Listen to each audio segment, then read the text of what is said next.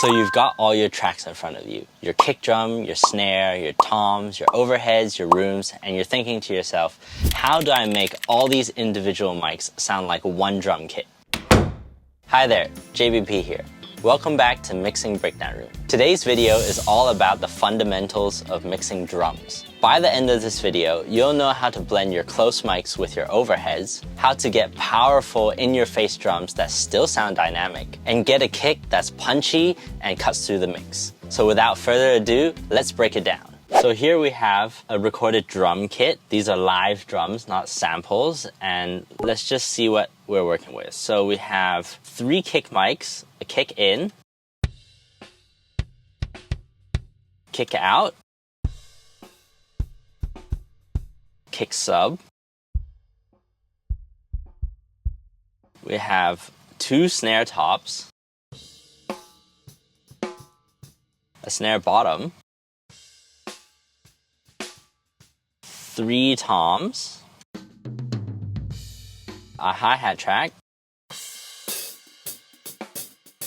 overheads, and room mics. Before we get to the fun stuff, whenever you have live drums, there's a few things you need to pay attention to that you might not have to worry about with sample drums. So we'll just touch on these quickly and then we'll get to mixing. So the first one is phase issues. These drums were recorded really well and the phase issues were already dealt with before recording. The thing we'll keep coming back to about drums is that the drum kit is one instrument comprised of many different mics. The benefit of multiple mics is you have the detail of all the individual elements, but there can be phase issues. If 2 different sound waves overlap in a way where their peaks and dips are opposite from each other, they can cancel out. And if you're not familiar with the sound, it kind of feels like there's like a hollow sound and the bass disappears. And no amount of boosting in EQ kind of fixes it. Let's hear what it sounds like when the bottom mic is out of phase.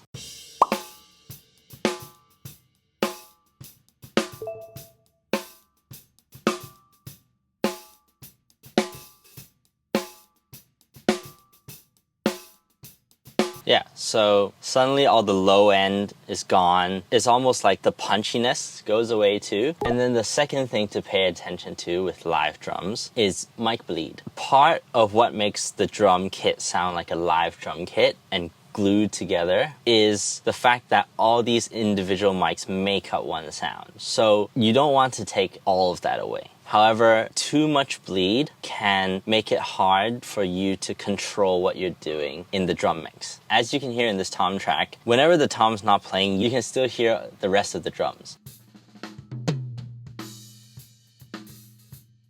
And same with this snare top, there's a lot of hi-hat in it.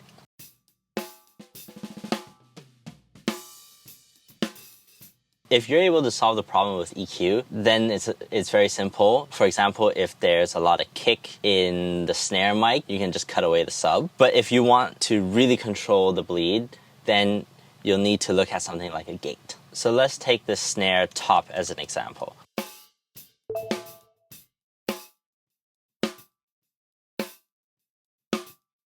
There we go. Now these 2 snares are cleaner. So how clean you want your individual tracks depends on how bad the bleed is, but sometimes it's genre dependent.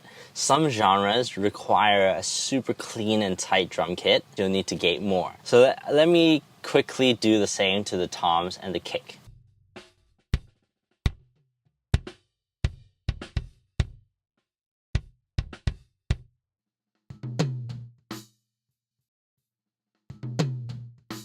Okay, so now that we're done, here are just the close mics. So before,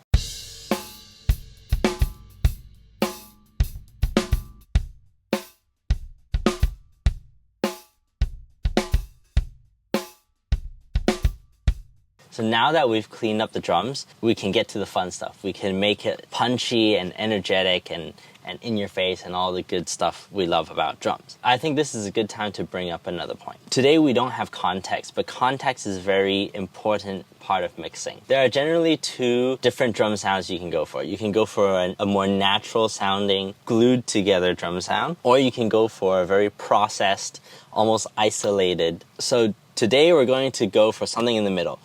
Natural but punchy. But as I mix these drums, I'll let you know how to tweak it to fit either extreme. So one very common question is, how do we blend the overhead mics that are further away with mics that are closer, like the kick, snare, toms, hi-hat, etc.? So there's two ways to approach it. You can use the overheads as the big picture of the whole drum kit and then blend the close mics to add detail. Or you can treat the overheads as cymbal mics, cut a lot of the body of the drums out, and then use the drums as like the main sound. That approach would give you a more isolated drum sound, more processed. Each individual drum sounds more separate. Using the overhead as a big picture gives you more of a natural sound. So let's stick to that approach for now.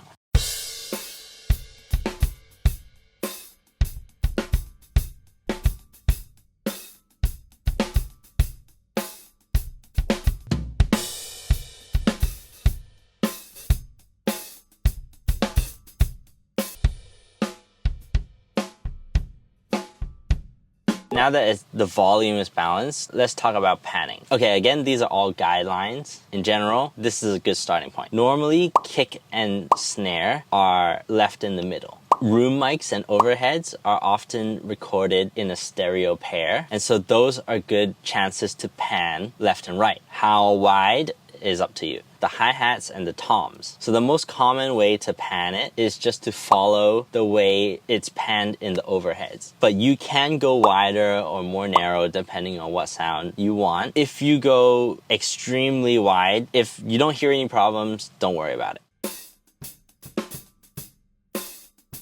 Something like that.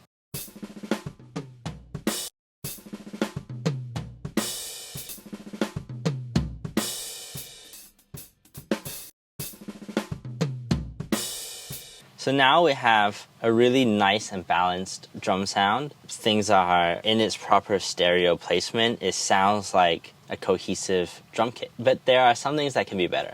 It's a little bit muddy and the drums are not as punchy. Let's work on that. So the first step is to clean up the drums. So let's look at the overheads. Let's just use a channel strip because it's got everything we need in one plugin. Really quickly with overheads, some potential problems. There might be some muddiness depending on how the room sounds. This one sounds fine, so we can leave that. The only thing, I want less sub in the overhead so that the sub on the kick punch through really well. Here is where you would adjust depending on whether you want the natural drum sound or the extreme drum sound. So if you cut more, the kick will sound more isolated. But if you cut less, the kick will sound more blended with overheads.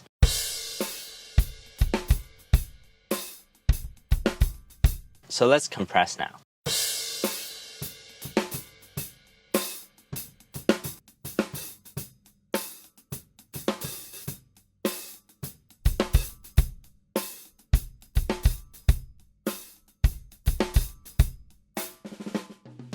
So now let's bring in the rooms, and the approach is the same. Is there anything we need to clean up? How much space do we want to leave in the sub for the kick? And then evening out some dynamics. So let's have a listen.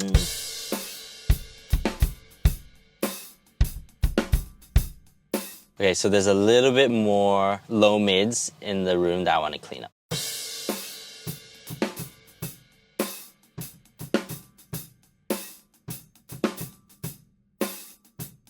Let's compress the rooms. So for this, I kind of want to make the room sit further back.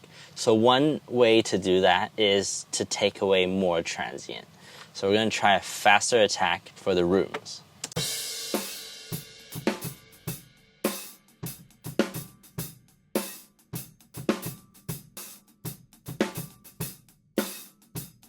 This is what we've done on the overheads and the rooms so far.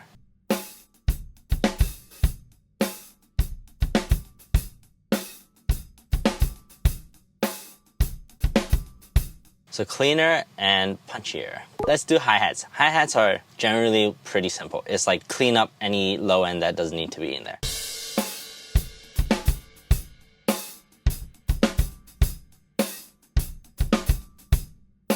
Yep, sounds good. Oh, actually, let's clean up the snare and then we'll go to the kick, just so we don't get fooled by any low end in the snare.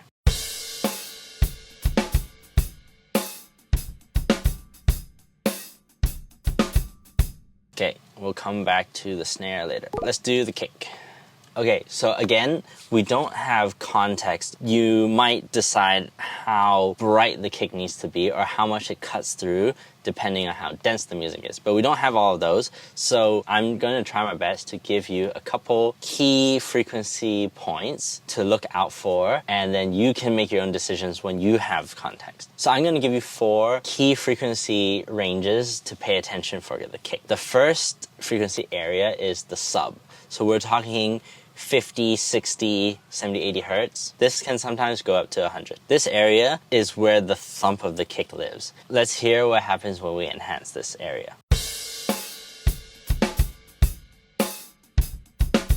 So it really gives a lot of body and weight to the kick. The next frequency range is the low mids, and sometimes the kick can be a little bit muddy in that area. This kick doesn't have that problem. So I'm just going to boost that area so that you can recognize what that sounds like. So we're talking about the 300, 400-ish area.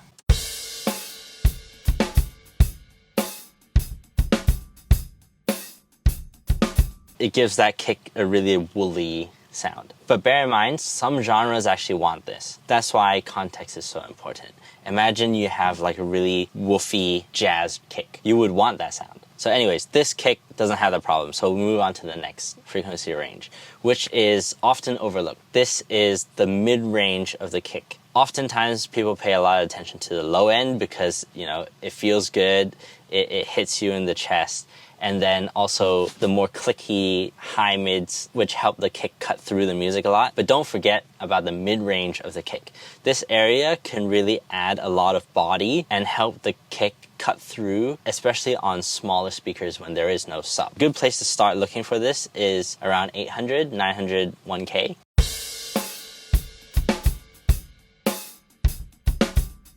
This kick was recorded with enough of this actually, so we don't really need to boost it too much. The fourth frequency area is where the beater of the kick lives. This really helps the kick cut through the mix and makes it brighter. It gives it a more clicky sound. Again, we don't have context, so if you want your kick to be more processed and sound brighter and more clicky, you would want more high mids. And if you want something more mellow, you might not even boost this area. So we're talking about the 2K, 3K-ish range. So this is what it sounds like.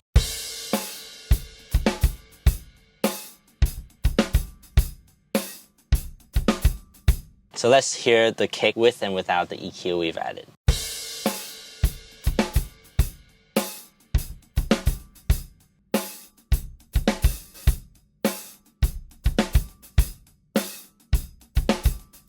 So now let's move on to compression. What compression does is it makes it tighter and more punchy.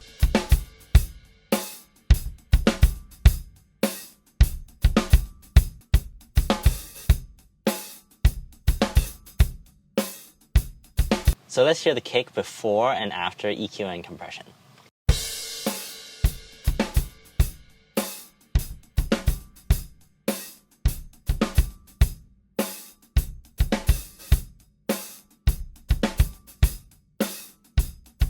As you can see, EQ and compression are essential to a great drum mix. We have a free EQ and compression cheat sheet to help you nail these fundamentals. Grab it in the description below. Now back to mixing live drums. Okay, so now moving on to the snare.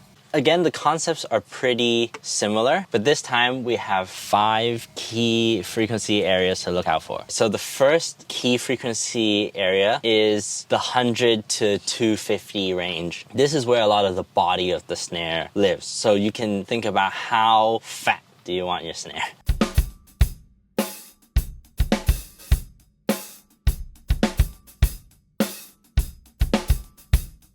The next key frequency range to look for is the low mids. So this might be a wider range than the kick, but this is all the way from like 300 to like 600. Sometimes there's stuff closer to 300 that's more muddy, and then there's some things that are close to 500-600 that are more nasally. These are some areas you can think about cleaning up if you hear those problems. But I think this snare for now sounds pretty good, but I'll boost those areas so you can hear.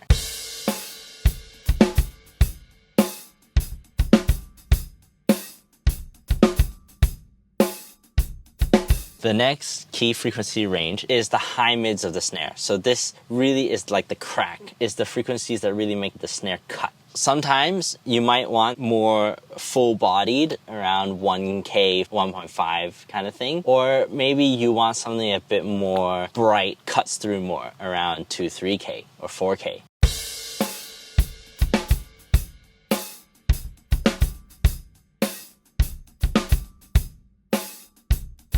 And the last area is more of the highs. So sometimes you want your snare to be more bright and more forward. And so 7, 8, maybe even 10K is a good way to bring the snare more forward. Now remember, we said in the beginning that the drum kit is individual mics adding up together to form a sound. So if there's a lot of hi-hat bleed here, you might find that you're also bringing a lot of hi-hat up, which might not be a problem. Maybe you just don't use a hi-hat mic. So there's workarounds, just something to pay attention to.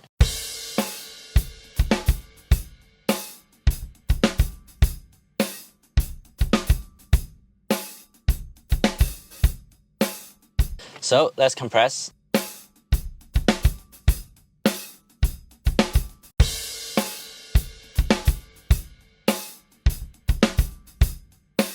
Let's move on to the toms. I'm just going to mix one of the toms, but this applies to all the toms. I would say the snare frequency ranges apply to the tom frequency ranges. So look for similar things when I EQ them.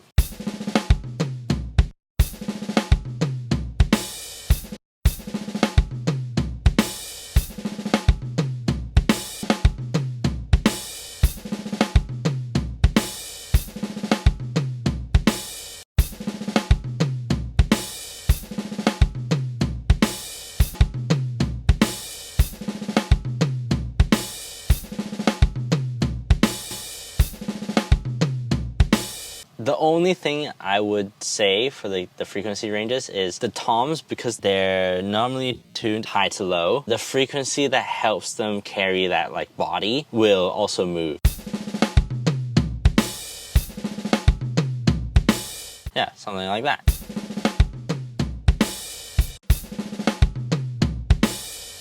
Nice. So our drums are sounding pretty good, and all that's left for us to do is some work on the drum bus and the all-important parallel compression. The drum bus is a pretty powerful place because it affects the entire sound of the drum kit. There's so many things you can add, but we're just going to stick with EQ and compression. Okay, so remember, whenever you're EQing and compressing groups, a little goes a long way because you're affecting everything.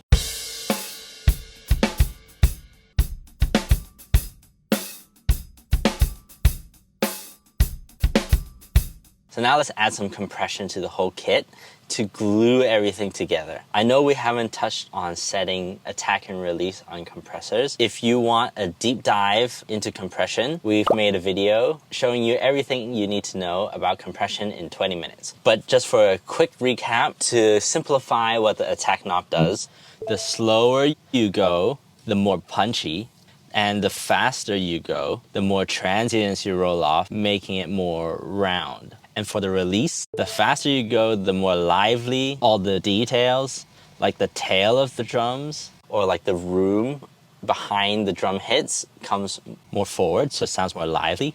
And if you make it slower, it sounds more solid.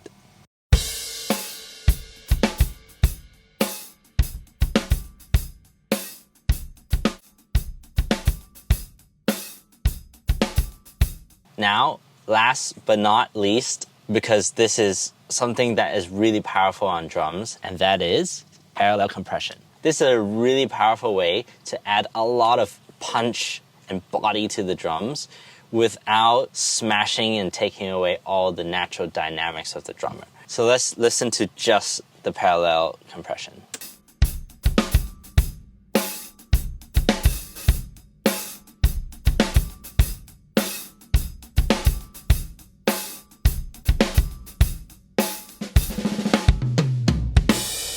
So you can hear the drums are really crushed, but this allows us to add all that energy to blend that in to the natural dynamics of the drums. So here we go.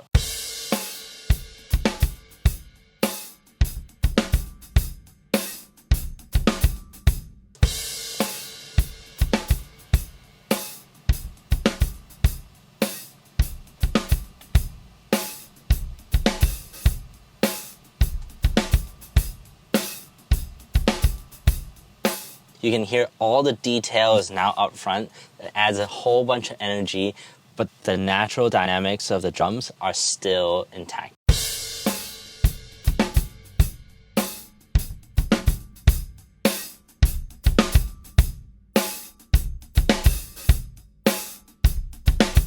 So that's it.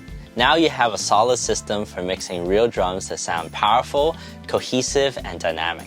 Remember, mixing is all about context, so take these concepts and apply them to the music you're working on. Don't forget to grab your free EQ and compression cheat sheet in the description below. But now I want to hear from you. Do you mix real drums or samples? What do you find most challenging about mixing drums? What other topics do you want us to cover in these breakdown videos? Let us know in the comments below. And if this video has helped you, remember to like, share, and subscribe for more mixing content.